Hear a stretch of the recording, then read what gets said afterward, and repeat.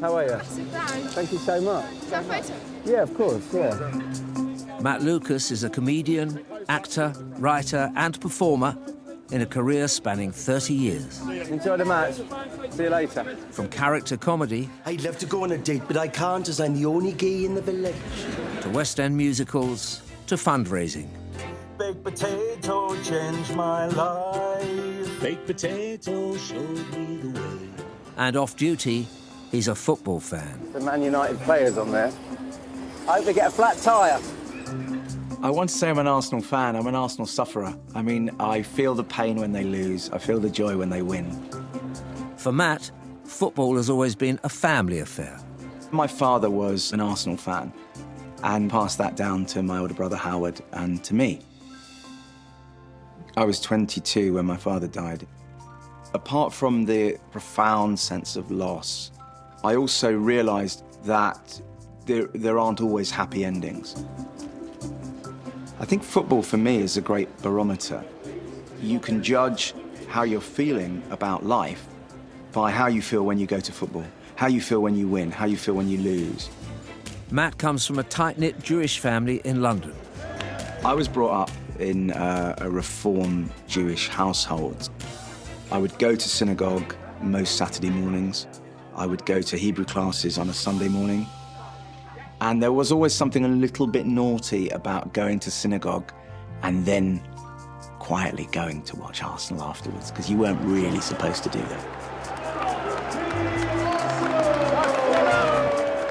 My mum is a typical Jewish mother. She is full of love.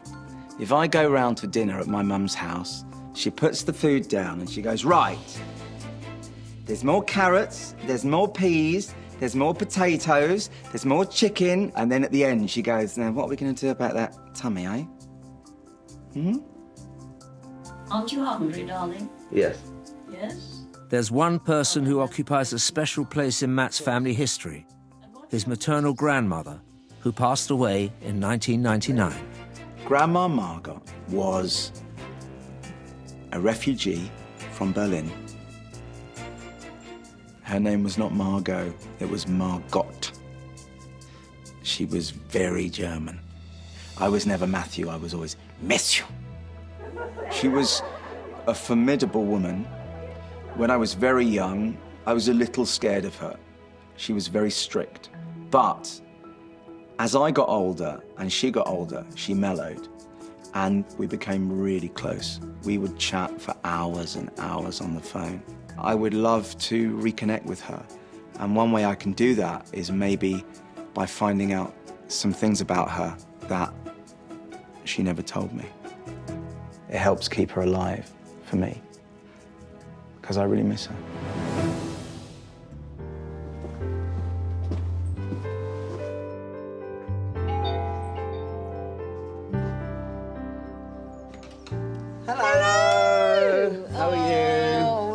To see you. Oh, lovely family. Matt is visiting his mum, Diana, just a few miles from where he grew up. May I start by saying how lovely it is to meet you? It's a great pleasure to meet you too. And thank you for giving birth to me all those years ago. Now, I have this photograph on my windowsill at home. It's your father, Grandpa Morris's 70th birthday. I know that that's Grandma Margot. Grandpa Morris. You. Oh, God. That's me. Oh, sweet. Not many pictures of me with hair, but there's one. Yes. That's my brother Howard. And then what's right. also quite nice about this is that there's members of the other side of the family there as well. That's my father with his wig on. So this is your great-grandfather, Gustav. Dr. That's Gustav right. Hillel.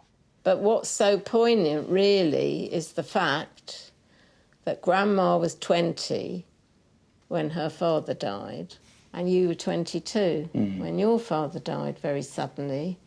So I think the two of you shared a lot of empathy and discussions, didn't you? Yeah. About how that felt.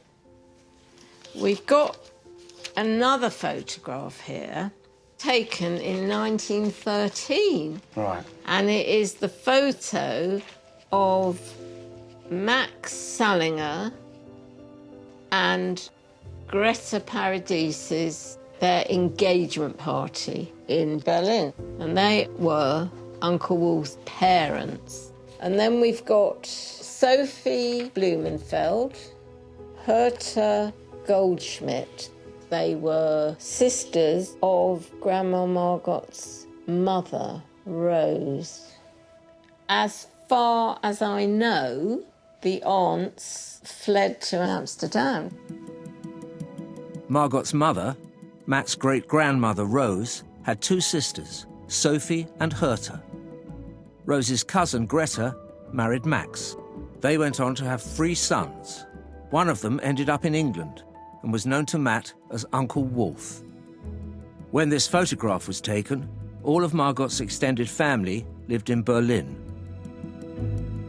What do you know about Grandma Margot's early life in Berlin? I do know she was quite involved in the synagogue. It was the Fasanenstrasse synagogue, and that was in Charlottenburg. Right. Grandma hardly ever spoke about her childhood. She just didn't speak about it. It was a decision she made not to talk about it. So now I've got a lovely picture here. Who do you think that is? So is that Grandma as a child? Yes. How wonderful. That was taken in 1916. So she was 5. Really sweet. So, do you know what that is? The University of Berlin. Praktikum für Medizin. She wanted to be a doctor like her father. Yeah. But I know that her education was stopped abruptly. So she made it some of the way by the look of this.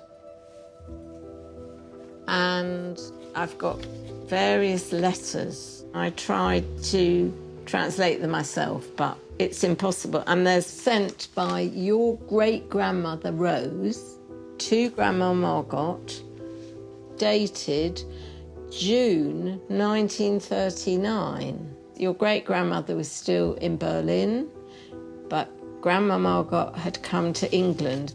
My understanding is Grandma Margot's mother was not well enough to travel. Yeah. Did she have multiple sclerosis? Yes, yes. And Grandma left and never saw her mother again. I mean, how must it have felt for her mother? Rice pass, is that a passport? Correct. I mean, it's really alarming to see a swastika on the passport. Exactly. I mean, I was not expecting to see that. The red J Yeah. will denote that she was, Judah. yeah, Jewish. Yeah.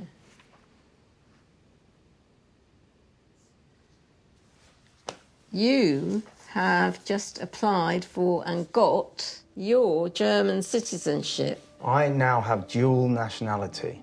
So I'm from the United Kingdom and I'm also German. So I feel, now that I have this passport, that the first journey I make is to go to Germany and find out more about Grandma Margot.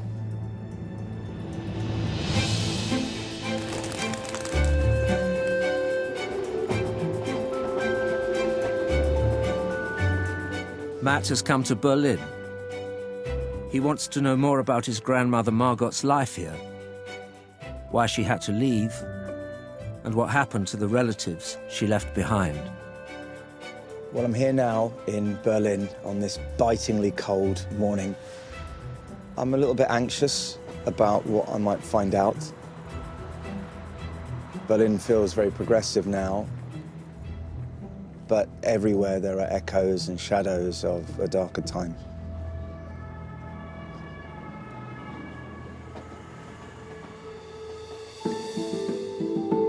Matt's maternal grandmother, Margot Hillel, was born in Berlin in 1911. Her father, Gustav Hillel, was a doctor.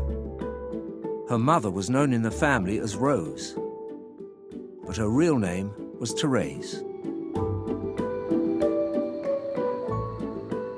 Matt is visiting the address where Margot was born. Number 25. and spent the first years of her life. The resident of the apartment where Matt's grandmother lived as a little girl is letting him have a look inside.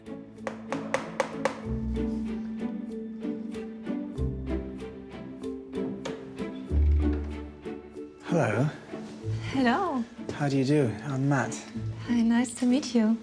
My grandmother lived here over 100 years ago. I wonder if I could possibly come in and... Yes, for sure. Thank you. Feel free to have a look. Thank you very much. Ah.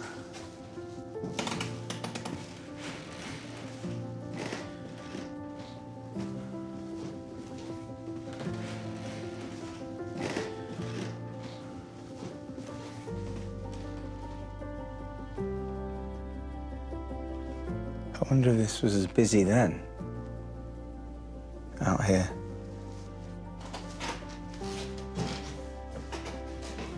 Ah. I mean, I don't really know which room would have been my grandma's and which would have been her parents', but the thing I do know, and it's funny because I'm looking at this photo of such a sweet, innocent girl. The thing I do know, as sure as I can be, that Grandma would think I was being ridiculous right now. She was unsentimental. She'd be telling me off. Ah, nonsense.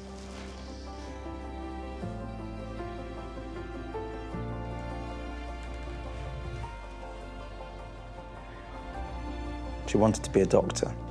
Grandma did study here at the University of Berlin. It might be good to go and have a look at that, see what we can find out.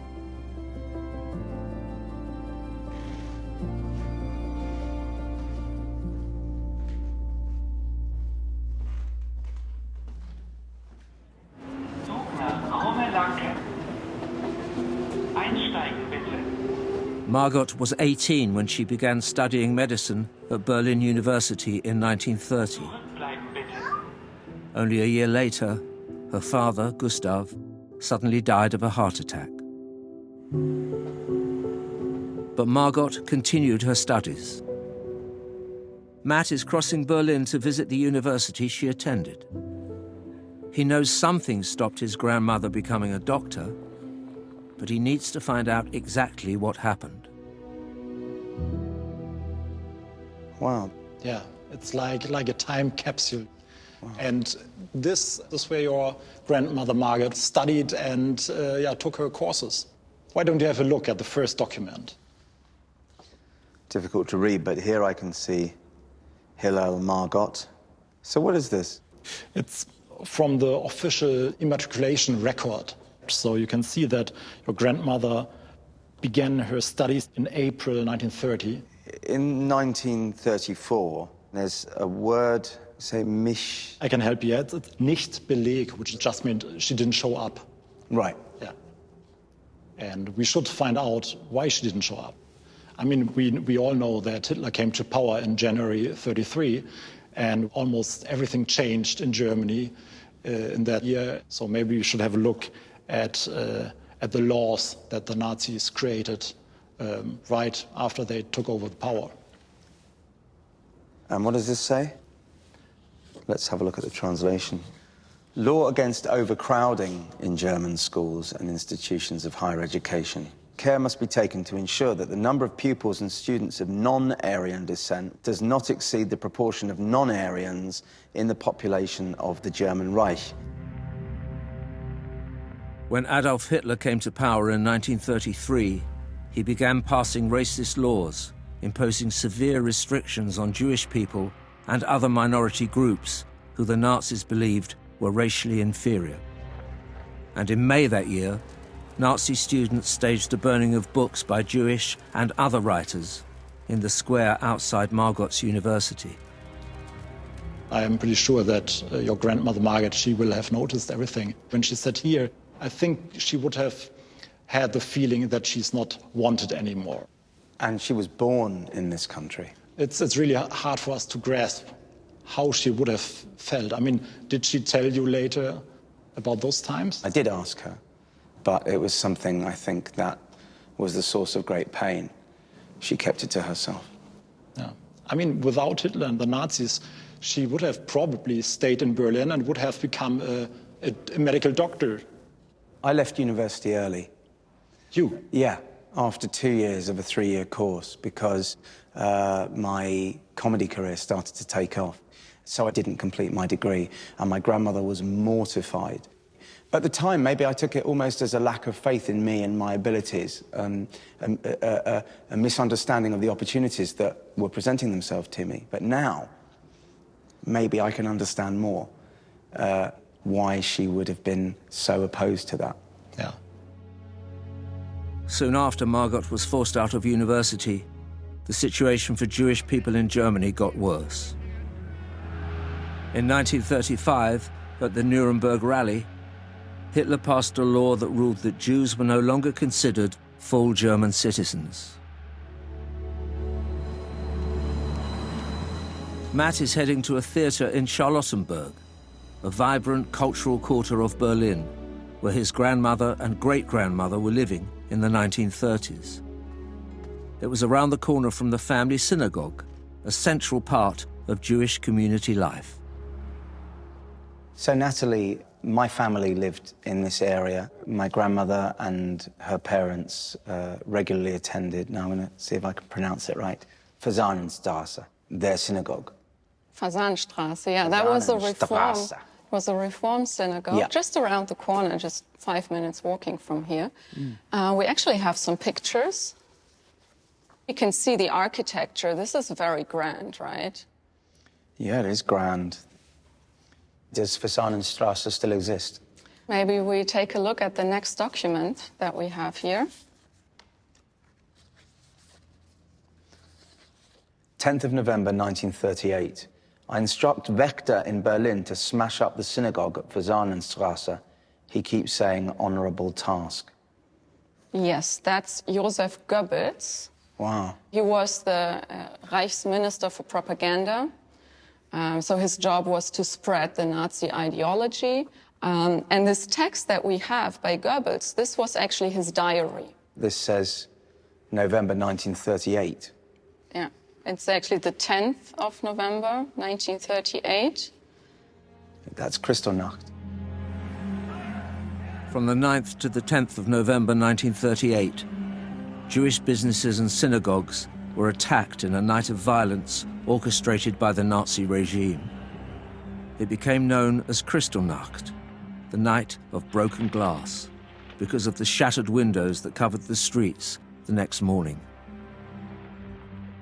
In German, we don't use the word Kristallnacht anymore. Really? Because it's a euphemism, right? Night of the broken glass. It sounds really nice, but it was terrible.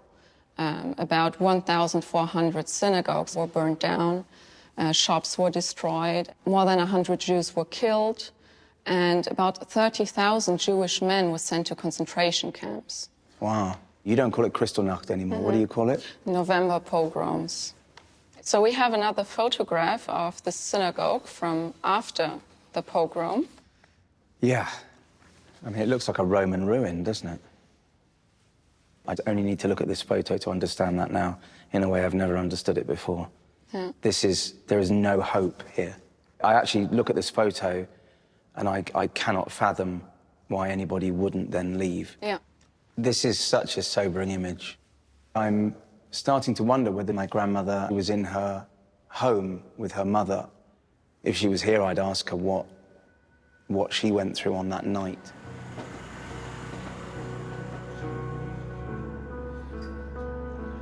That made me feel really sad, that conversation. The picture of that synagogue.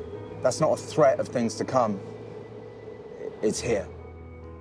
November 1938 was when what we call Kristallnacht. They call the November pogroms now. And my grandmother's passport, so it's 3 months later. You realize then, you just have to go. You can't stay. When my grandmother left, she never saw her mother ever again. I know that my grandmother had a regular correspondence with her mother, after my grandmother left for the UK. And I'd like to look at those letters and try and find out a little bit more about my great-grandmother's life during that period. Margot had escaped to England in 1939. Her mother, Therese, had multiple sclerosis and had to stay behind in Berlin. Margot was an only child, and Therese was a widow. Matt wants to know how they coped with the separation. Historian Dr. Miriam Bistrovich Hi, Matt. Hello there, good to meet you. has the letters Margot received from Germany, which have been translated for the first time.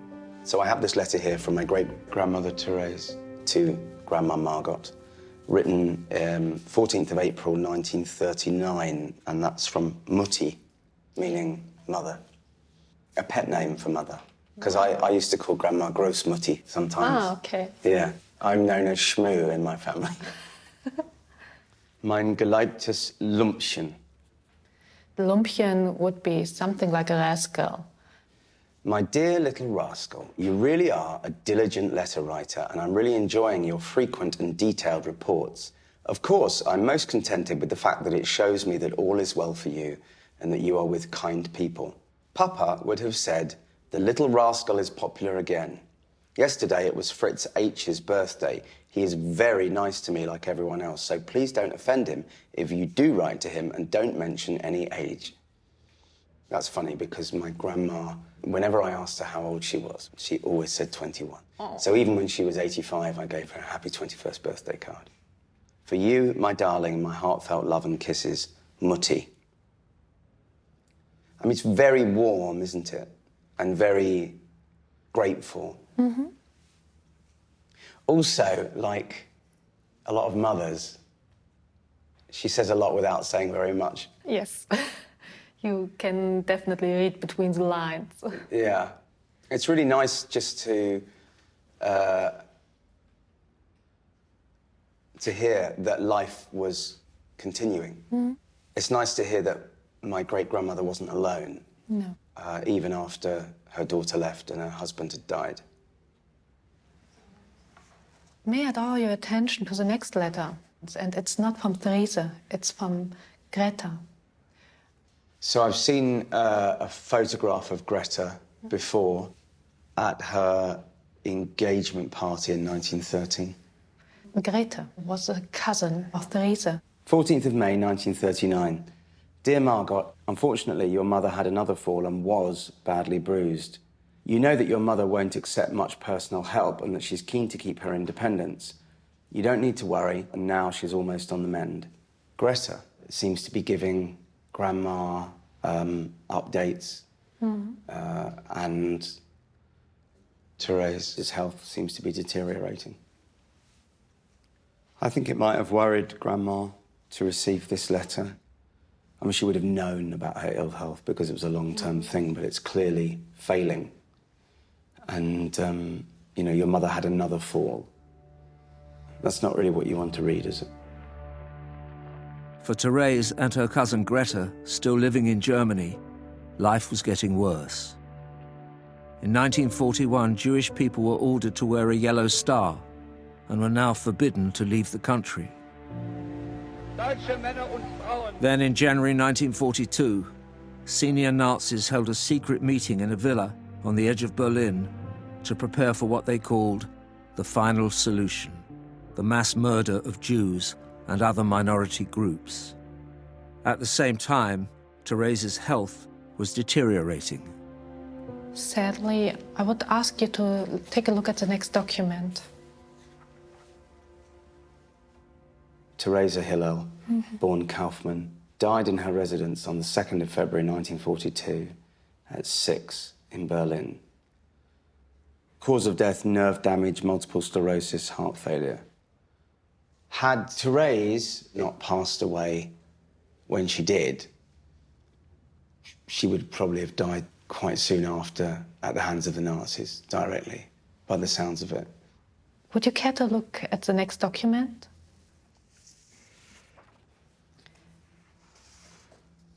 Jewish Community of Berlin Cemetery Commission. burial declaration on the 16th of February at 10 a.m. next to Gustav Hillel, Theresa Hillel née Kaufmann. And this was ordered by Margareta Sullinger. But I wonder if Margareta was Greta. Yes. It's obvious that she took care of Theresa until the end. It was at her side, so Theresa didn't die alone. And where is that cemetery now? It's near here, so you can go there. You can even look at the exact place where your great-grandmother and your great-grandfathers are buried.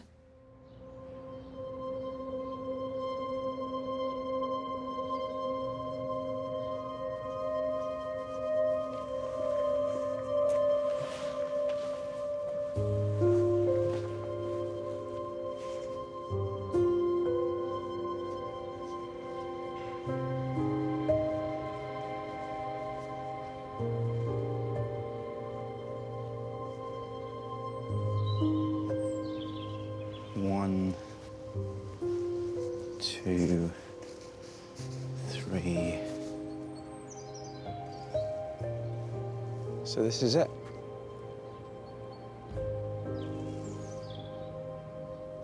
So the stone has fallen from here onto the grave. And obviously this tree has been growing through for a long time.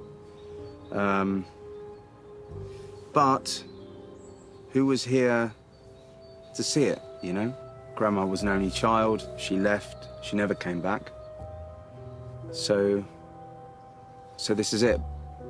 Presumably, we as a family have the option to have a new stone put there, which I would like to do. I am going to put some stones on the grave, which is what Jewish people do when they visit graves. I actually don't mind this tree here. This is life coming through after death. So I'm okay with that. But we will get a new stone.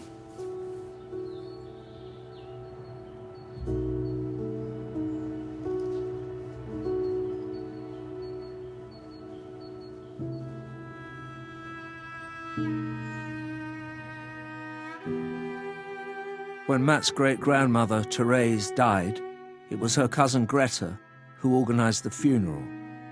Greta and her husband, Max Salinger, had 3 sons. 2 of them ended up in Israel, and one, Wolf, escaped to England. But Matt's family have always believed that Margot had more relations, who may have fled to Amsterdam. Matt wants to know for certain what became of these family members. He's come to the Netherlands to get to the bottom of this mystery. Harman Snell is senior archivist for the city of Amsterdam. I've been learning about my grandma Margot and her mother, my great-grandmother Therese.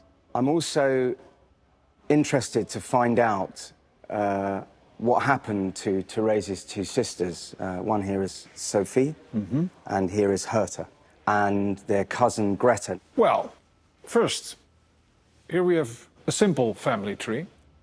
Therese, Herta, and Sophie, and obviously Therese's daughter is my grandma Margot.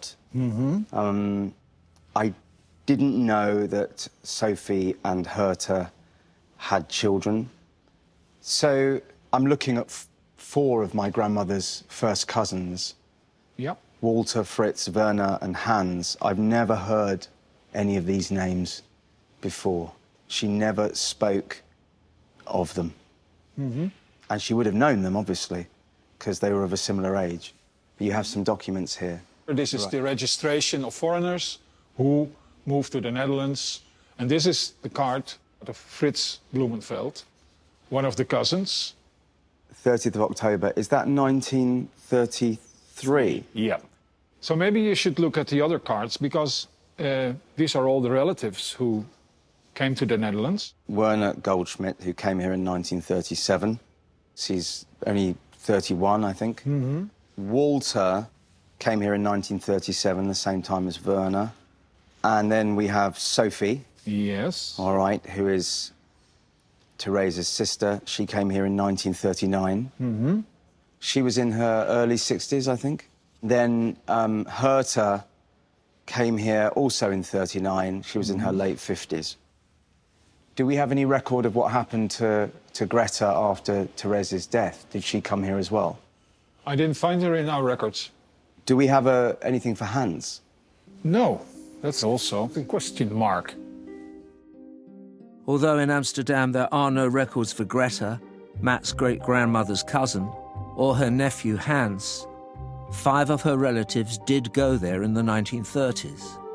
Her sisters, Sophie and Herta, and 3 of their children, Werner, Fritz, and Walter.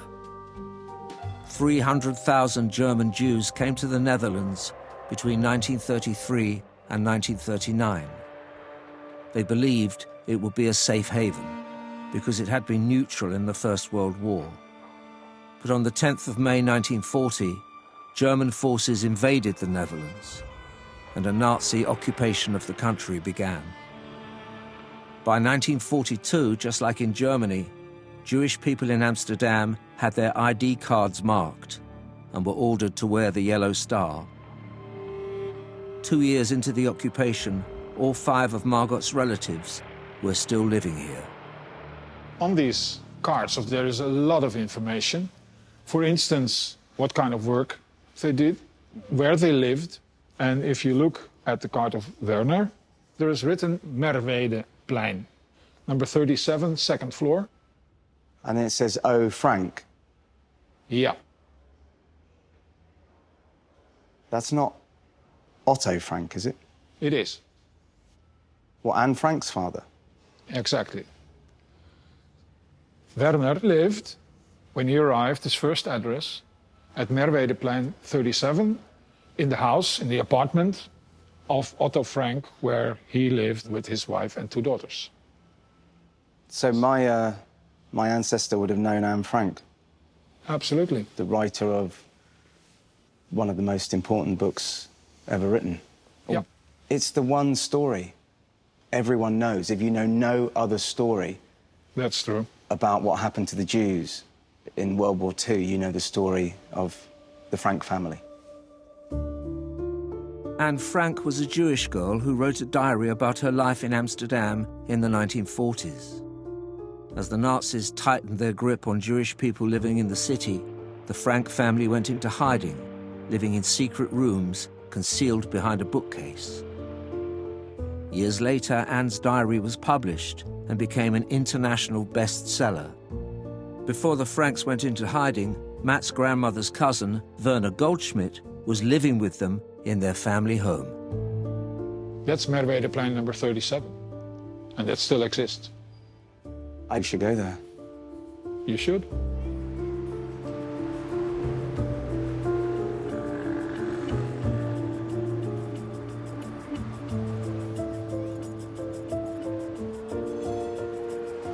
Do you have to hail a tram, or do they just stop? I'm going to hail it anyway, because if I don't hail it and it goes past, I'll feel very silly. There you go. He rolled his eyes. I probably didn't need to hail that. These are fun, aren't they? No, can't get on that way. Oh. No. Right. We'll be getting... Oh, it's up here.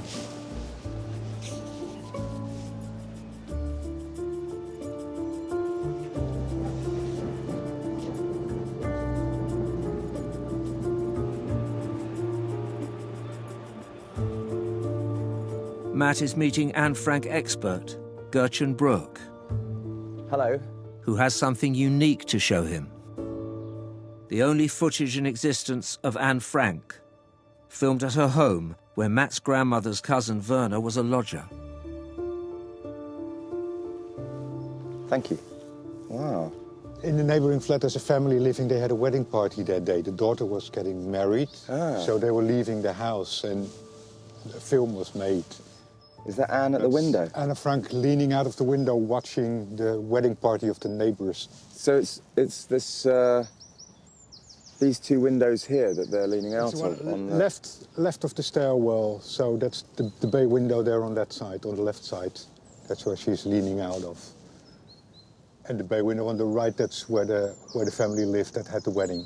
Want to go and have a look inside? Yes, please, yes.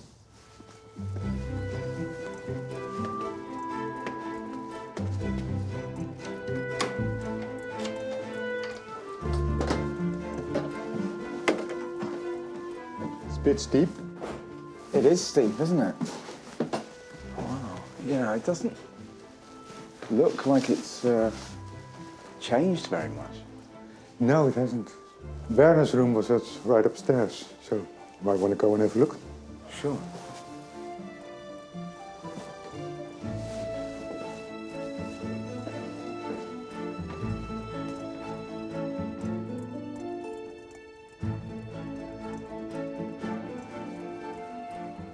It actually feels sort of quite nice here. 80 years ago, this is probably nicer than how a lot of people would have lived. As long as you don't mind those stairs, they're quite treacherous.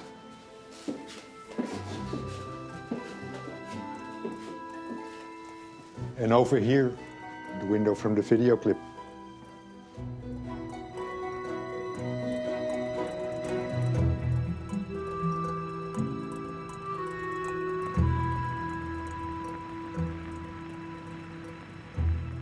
Gertrude, what can you tell me about Werner's time here? For starters, there's this picture. Gosh, Werner. So that's my grandma's first cousin. Do you know how he became acquainted with the Frank family? There is a few things about him mentioned in this document right here.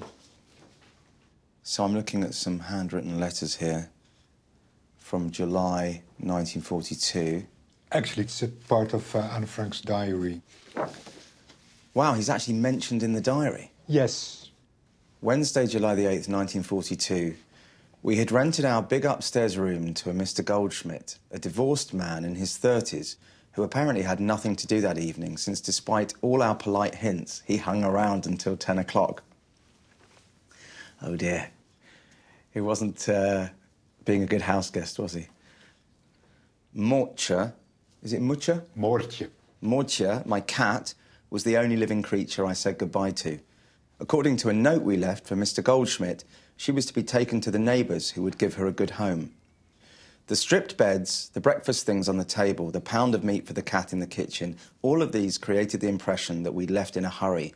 But we weren't interested in impressions. We just wanted to get out of there, to get away and reach our destination in safety. Nothing else mattered. So he was living here at the time that the Franks left. Yes, that's right. Well, I would have read this diary when I was younger and never realised that she was talking about a relative of mine. I'd like to see if I can find Werner's name in Anne Frank's handwriting. There we go. There it is. Goldschmidt. Yeah. He doesn't necessarily know that they're about to go into hiding. So he's sort of lurking around, slightly unwelcome, the night before they're going. They're feeling very anxious and pensive, and also probably thinking, have we got everything that we need? They've probably been planning this for months.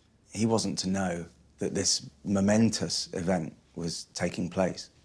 And all this is happening right here. Right in this apartment. Yeah. After the Franks went into hiding, Werner held on at the flat for a while. He had family in the area. His cousin Walter lived on the same street. His other cousin Fritz lived nearby too. OK, this is Fritz's card, so he's a first cousin of Werner and of my grandmother. This is Leonardo Straat. Leonardo Straat. In 1933, he was the first one of the family to arrive in the Netherlands. So he's been here the longest. That is still standing too. You could go and have a look. Oh, I think we should. Fritz Blumenfeld, another of Matt's grandmother's cousins, moved to Amsterdam in 1933 to start a new life. Matt is visiting the flat where Fritz lived to find out how he dealt with the increasing danger for Jewish people in Amsterdam. So here we are at the family home. I'd love to tell you a bit more about Fritz. Yeah, please do. I think the first document is already known to you, right? Yeah. Okay, so Fritz Blumenfeld. He's a wholesaler in silk fabrics. Yeah. Coming from Berlin. Yeah. He's met Helena Nabarro. They've got married. They're in this nice house, affluent area. And I can see that he has been made a partner in Nabarro and Company, so presumably his father-in-law. And this income, 3,700 Dutch guilder, that's quite a lot, is it? He's doing really, really well. And then they have this daughter, Sylvia, Yeah. in May 1940, which is that shortly after the occupation? Just after the occupation started, Yeah. indeed, yeah. Maybe let's have a look at our next document. Verspreiding van de Joden over de gemeente. Is that right? It means the spread of the Jews over the Amsterdam municipality in May 1941. And is this is an official government document? Yeah. The spread. I mean, it's a sort of document of paranoia, isn't it? I mean, it's sinister. Every dot stands for 10 Jews. Where are we right now? We are over here. Okay. Here. So they're still spread out, probably because they're affluent. Yeah. So they're not quite living on top of one another, but there's still seem to be a lot of Jewish people here and within the surrounding areas. Yeah. Well, it's chilling, really. You know, the idea that you need to keep track of the Jews, where they're going, and, oh, look, this area is more populated than that area. Yeah, they want to pinpoint them to, because they are afraid that, and this is a central element in the Nazi ideology, that Jews, you don't see them, but from within they will destroy a society, and therefore you have to make them visible. Let's look at our final document. Fritz Blumenfeld, and it's got the address here. This is a card from the Jewish Council over here, and they had a card for every Jew in the Netherlands. So if you want to know what happened to someone during the war, you have to go to these cards. Yeah, well, I can see something written which looks like 15/7/42. Something happened in July 1942. There are two letters before, which is TR, which is an abbreviation of transport. Right, okay. So they were transported. Well, if you want to know more about this, you have to go to Westerbork, which is a small village in the east of the Netherlands, because it was the central location Jews were sent. Right. Okay. I'm not really looking forward to going there, because it doesn't feel like there's going to be good news waiting for me, but I do want to find out what happened to these family members, because we don't know. So that's part of this process, I guess. I think so.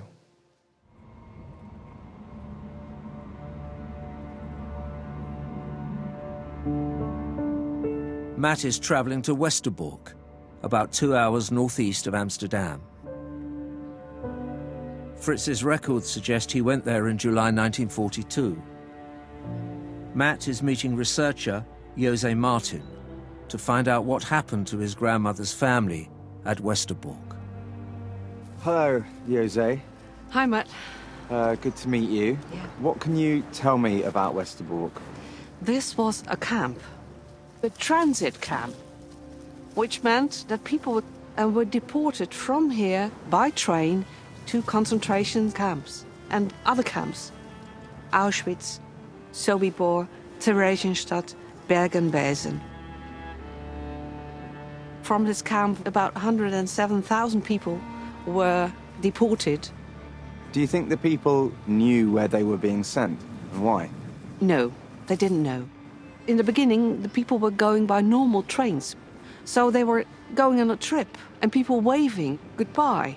We're leaving and we're coming back. The Nazis tried to create an illusion. So there were letters coming back where people wrote, everything's okay, I'm fine, and I have to work hard, but I'll see you later. What, the Nazis were forcing the Jews to write these Yeah. letters with false Yeah. propaganda, basically? Yeah.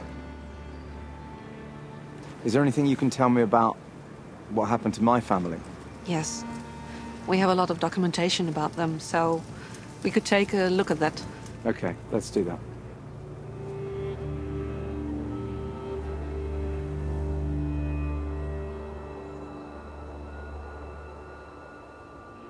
I want to ask you if you know what happened to my grandmother's first cousin Fritz, his wife Helen, and their daughter Sylvia.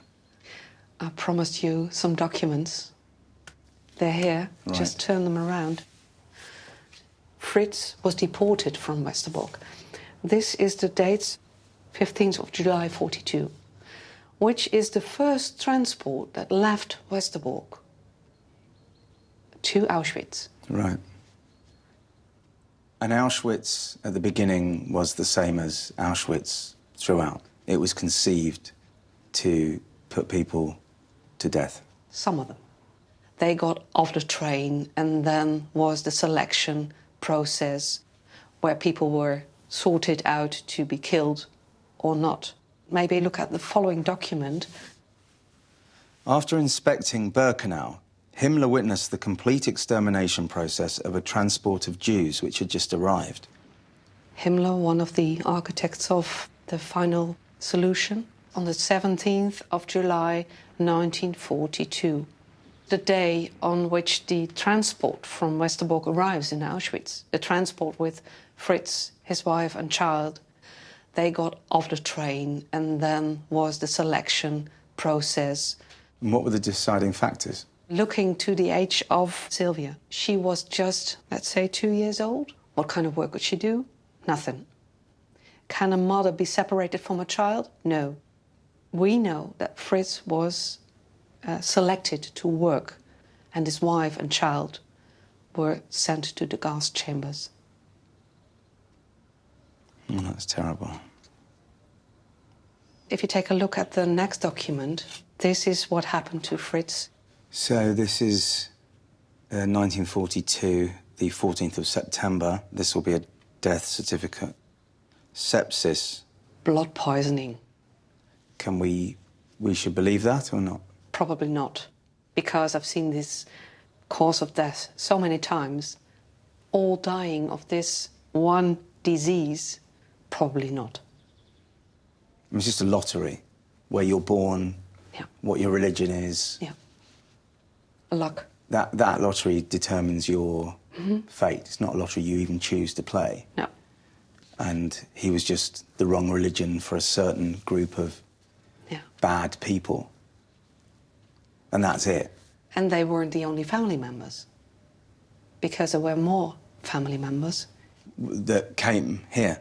They were here, yeah. Right. This is a deportation list. I can see Walter and Fritz's mother, Sophie, who is Theresa's sister, my grandmother's aunt.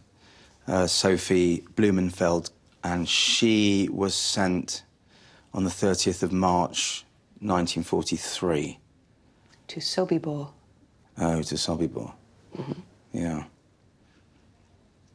And where was Walter sent? Also Sobibor. Oh, really? And they had no chance. That was an extermination camp. People arrived and were sent to the gas chambers. So we know date of departure. 3 days later, they were killed. I can see Herta, my grandmother's other aunt, and she left the camp in February 1943. Which meant Auschwitz. Right. Looking on here, I can't see Werner. He died in Bergen-Belsen, shortly before that camp was liberated. That's where Anne Frank died. So he was there at the same time as them. He might have, I suppose, been reunited with them. Could have been. Matt's grandmother, Margot, had 8 family members in Amsterdam. Her aunts, Sophie and Herta. Her cousins, Werner, Walter, his wife Ilse, Fritz, his wife Helene, and their baby Sylvia. All of them were murdered in the Holocaust. The two relatives left behind in Berlin, Greta and Max Salinger, were also killed at Auschwitz. I'd been told in the vaguest terms that my family had died in the camps. I'd never been told their names. I never knew the details. Remembering a name is one of the most important things we do here. And I think what you do is amazing, because it cannot be easy to be working here and to be enveloped by these very sad stories. And there is always a risk, you know, as a Jew, that you feel, because this is such recent history, that it could happen again. And so it's so important that people like you and places like this are here to tell these stories. And we'll keep on telling them. Thank you for being here. Thank you.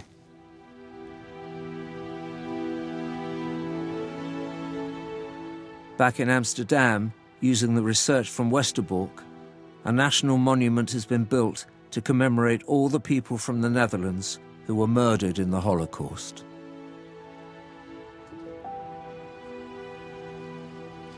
So now there is somewhere that says their names.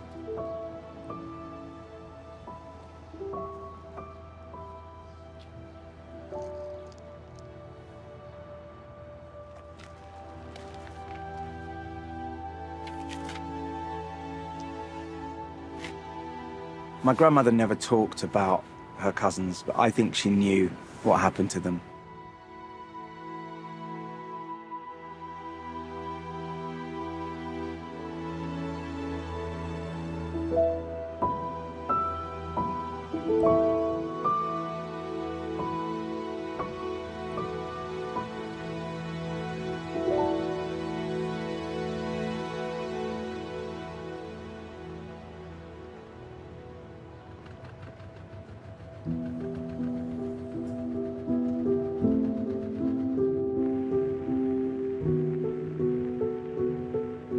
Matt's grandmother, Margot, had arrived in England in 1939, where she found work as a nurse.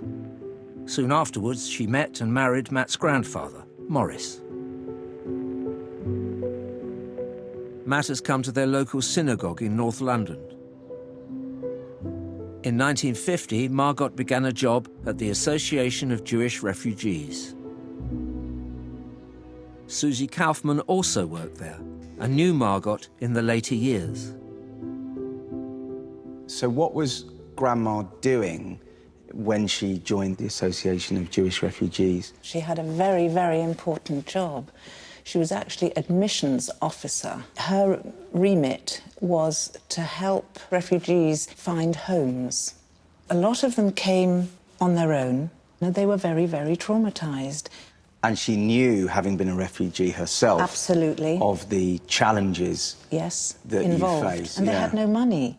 They had nothing, so they needed help. And she spoke German, and that was very important. So she could help them, filling in forms, all sorts of things. She did everything. My grandma's English was very good. Yes, it was. Very good. Grammatically very good. Absolutely. She was always correcting me. I like it. If I was at her house and the phone rang and it was a German friend, she would always speak to them in German. Absolutely. And I would be doing impressions of her in the background. Oh, brilliant. Yes. Entschuldigung. Absolutely, I can imagine that. Yes. Now, Susie, I've got a book here. Shall I have a look? I think you should. This is the AJR information. At the time of her retirement, Theo Marks wrote, "Your work at AJR brought you into contact with virtually every resident. You carved out a niche in the refugee community which is without parallel." Now, I'm proud of her. As a survivor, she's clearly paying it forward. You know, she realises she's been lucky, and she understands that with that luck comes a responsibility to help others. If you have a look on the table there. Susie has one last document to show Matt. Turn it over. Hans Goldschmidt. Where is Montevideo? Uruguay. Uruguay. So he survived and went to Uruguay? He did, indeed. That's Grandma's first cousin, and Yes. he survived. There's a photo of him? Yes, So that's why there's no record of him in the camps, because he survived. exactly. And Grandma never spoke of him? My gosh. Obviously, I know my grandmother survived, and I knew that Max and Greta Salinger, they had 3 sons who, because they were older, they all managed to get out of Germany. 2 of them went to Israel, 1 came here. Yes. Wolf, who was like my grandma's brother, but I thought they were the only survivors. And somewhere in Uruguay, Montevideo, was one of my grandma's first cousins. That's, I have many more questions now. I'm gonna have to show my family, and we'll have to see in our own time whether we can track down any cousins in Uruguay. And they have good football there, so I can take in a football match as well. I wish you luck with that. Thank you very much.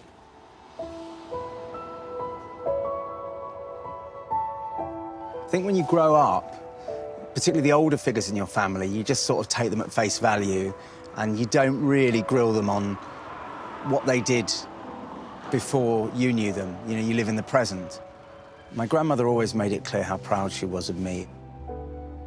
And now I'm proud of her. I feel very, very lucky that I've had this opportunity to learn about my family history and to reconnect with Grandma Margot, who was such a big part of my life. And, yeah, thank you. That's enough, darling. Say goodbye then. It's boring. Say goodbye then. Okay. Say it.